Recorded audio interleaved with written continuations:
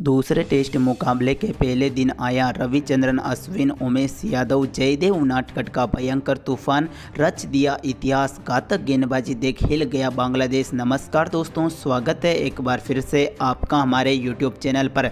दोस्तों, भारत और बांग्लादेश के बीच खेले गए दूसरे टेस्ट मुकाबले के पहले दिन का पूरा हाईलाइट वीडियो इस वीडियो में हम आपको बताएंगे। किस तरह भारतीय गेंदबाजों के जाल में फंसे बांग्लादेश के बड़े बड़े और धुरंधर बल्लेबाज। तो इस वीडियो को आप शुरू से लगाकर लास्ट तक जरूर देख लेना। लेकिन उससे पहले अभी तक आपने अपने चैनल को सब्सक्राइब नहीं किया ना, तो चैनल को जल्दी से सब्सक्राइब कर ले और बेल आइकन को प्रेस कर दे ताकि आप क्रिकेट की कोई लेटेस्ट अपडेट बिल्कुल मिस ना करें। और यदि दोस्तों आप चाहते हैं आप भी भारतीय गेंदबाज को सबसे खतरनाक गेंदबाज मानते हैं तो अभी कर देना हमारे इस वीडियो को दिल से लाइक। हमने इस वीडियो का लाइक टारगेट रखा है बस मात्र 1000 लाइक से। दोस्तों जल्द से जल्द इस लाइक टारगेट को पूरा कर देना और कर देना चैनल को भी सब्सक्राइब। तो दोस्तों आज इस मुकाबले में टॉस जीता साकिब अल हसन ने और पहले बल्लेबाजी करने का फैसला किया। ये बल्लेबाजी करने का फैसला काफी खराब साबित हुआ। ओपनिंग करना है नाजिबुल हुसैन सांतोस, साथ दिया जाहिर हसन ने। दोस्तों जहां 5वीं गेंद पर सिराज की इस बॉल पर नाजिबुल हुसैन सांतो ने एक कड़क चौका लगाया, अपनी पारी को आगे बढ़ाया। दोनों खिलाड़ी आज पॉजिटिव माइंड में बल्लेबाजी करते हुए दिखाई दिए। चौथे ओवर की चौथी गेंद पर सिराज को एक और कड़क चौका लगाया जाहिर हसन ने। वहीं छठे ओवर की छठी गेंद पर सिराज को सांतो ने एक कड़क चौका लगाया।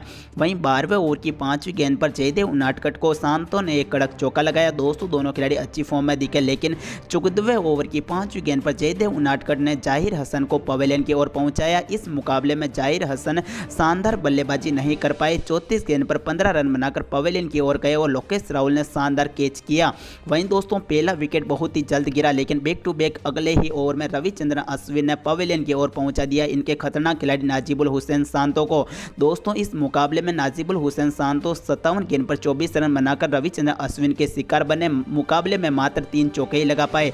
जैसे दोस्तों दोनों ओपनर खिलाड़ी आउट हुए तब तक बांग्लादेश टीम का स्कोर 39 रन पर 2 विकेट तक गिर गया और 15.2 ओवर बल्लेबाजी कर चुके थे। लेकिन फिर पारी को संभालने के लिए मैदान पर आए साकिब अल हसन, साथ दिया मोमिनुल हक ने। दोस्तों इन दोनों खिलाड़ियों ने इस मुकाबले में कुछ समय के लिए अच्छी पार्टनरशिप हमें देखने को मिली। जहां 17वें ओवर की छठी गेंद पर रविचंद्रन अश्विन को कड़क चौका लगाया मोमिनुल ने।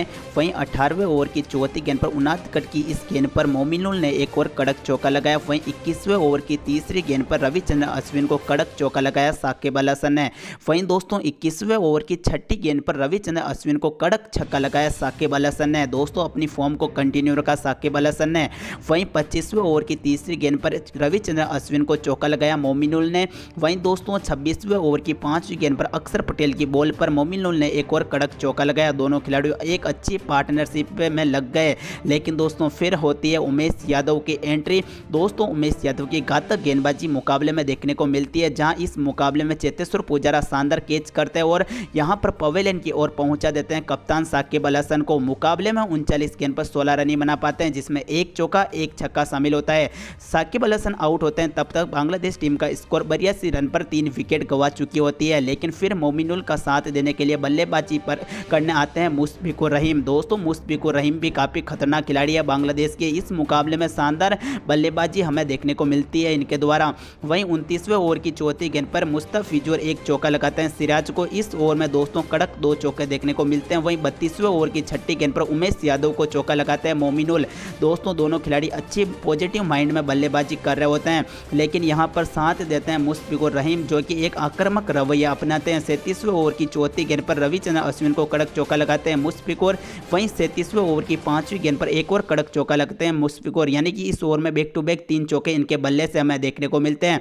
वहीं 38वें ओवर की दूसरी गेंद पर उनादकट की बॉल पर मोमिनुल एक और कड़क चौका लगाते हैं, अपनी पारी को आगे बढ़ाते हैं, धीरे धीरे अपनी हाफ सेंचुरी तक पहुंचने लग जाते हैं। लेकिन दूसरी छोर पर मुशफिकुर रहीम अपना विकेट खवा देते हैं। इस मुकाबले में 46 गेंद पर 26 रन बनाकर पवेलियन की ओर जाते हैं। इस मुकाबले में दोस्तों मुशफिकुर रहीम आउट होते हैं तब तक बांग्लादेश की टीम 130 रन ही बना पाती है। लेकिन फिर मोमिनुल हक का साथ देने के लिए बल्लेबाजी करने आते हैं लिटन दास।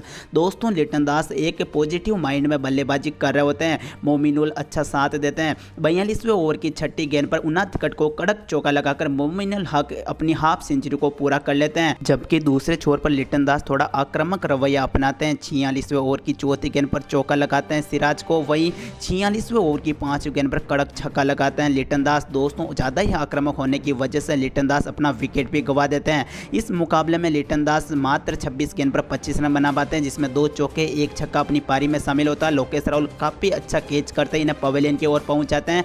जब तक बांग्लादेश की टीम लिटन दास आउट होते हैं तब तक 172 रन ही बना पाती है 48.5 ओवर खेलकर। फिर दोस्तों मोमिनुल हक का साथ देना आता है मेहंदी हसन मिराज। दोस्तों मेहंदी हसन मिराज को थोड़ा बल्लेबाजी में प्रमोट किया जाता है। 49वें ओवर की छठी गेंद पर मेहंदी हसन मिराज एक चौका लगाते हैं। 52वें ओवर की पहली गेंद पर अश्विन को मोमिनुल हक चौका लगाते हैं। वहीं 59वें ओवर की तीसरी गेंद पर अक्षर पटेल को एक और कड़क चौका लगाते हैं मेहंदी हसन मिराज। जबकि 63वें ओवर की चौथी गेंद पर रविचंद्रन अश्विन को मोमिनुल हक एक और कड़क चौका लगाते हैं। मोमिनुल हक धीरे धीरे अपने 70 रन के पार पहुंच जाते हैं।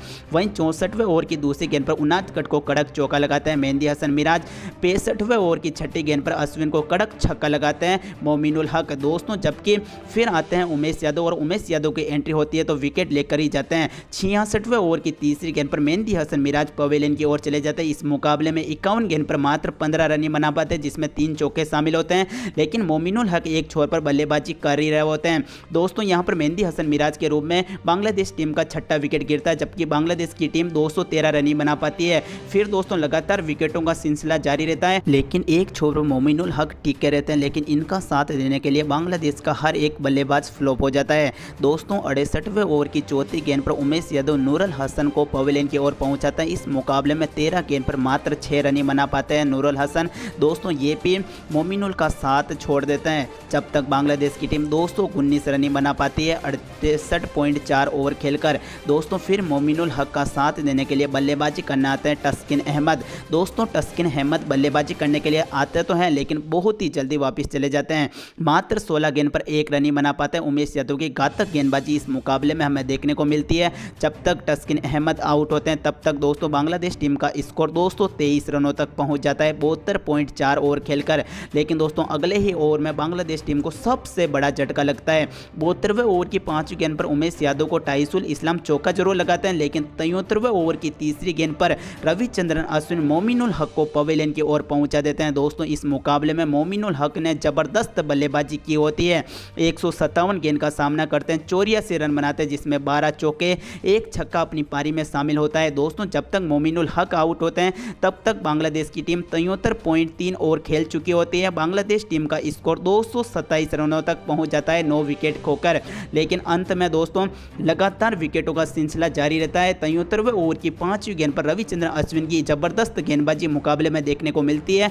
खालिद अहमद को पवेलियन की ओर पहुंचाते हैं और बांग्लादेश की टीम 227 रन पर ऑल आउट होती है। इस मुकाबले में खालिद अहमद 2 गेंद पर 0 रन बना पाते हैं। जयदेव उनादकट एक शानदार कैच करता है रविचंद्रन अश्विन की गेंद पर और बांग्लादेश की टीम ऑल आउट हो जाती है 227 रनों पर। तो दोस्तों अब बात करते हैं टीम इंडिया के गेंदबाजों की। आज के दिन मोहम्मद सिराज 9 ओवर की गेंदबाजी करते हैं, 1 ओवर को मेडल डालते हैं, मात्र 39 रन देते हैं, लेकिन इनको सफलता ही नहीं मिलती है। 4.3 की इकोनॉमी से रन लुटाते हैं। लेकिन उमेश यादव 15 ओवर में से 4 ओवर को तो मेडल डालते हैं, मात्र 25 रन देते हैं। 4 बहुत ही बड़ी सफलताएं आज इन्हें मिलती है।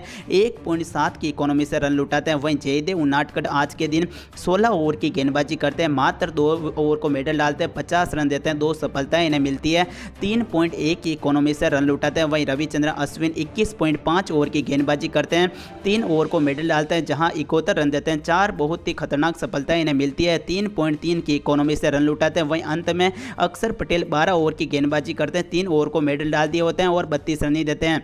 लेकिन दोस्तों यहां पर टीम इंडिया की गेंदबाजी सटीक देखने को मिलती है, लेकिन इसके जवाब में उतरती है टीम इंडिया। आज के दिन टीम इंडिया 8 ओवर की बल्लेबाजी करती है, लेकिन ओपनिंग करने आते हैं कप्तान लोकेश राहुल, साथ देते हैं शुभमन गिल। दोस्तों यहां पर दोनों खिलाड़ी अच्छा प्रदर्शन करते हैं, विकेट नहीं गंवाते हैं, लेकिन साकिब अल हसन की शानदार गेंदबाजी देखने को मिलती है, जहां दूसरे ओवर की छठी गेंद पर तस्किन अहमद को कड़क चौका लगाते हैं शुभमन गिल पॉजिटिव माइंड में बल्लेबाजी कर रहे होते हैं। वहीं 5वें ओवर की छठी गेंद पर साकिब अल हसन को कड़क छक्का लगाते हैं शुभमन गिल। और दोस्तों शुभमन गिल इस मुकाबले में जबरदस्त प्रदर्शन करते हुए थोड़ा आक्रामक रवैया अपनाते हैं, लेकिन दूसरे छोर पर शांत बल्लेबाजी कर रहे लोकेश राहुल अपना विकेट नहीं खोते हैं।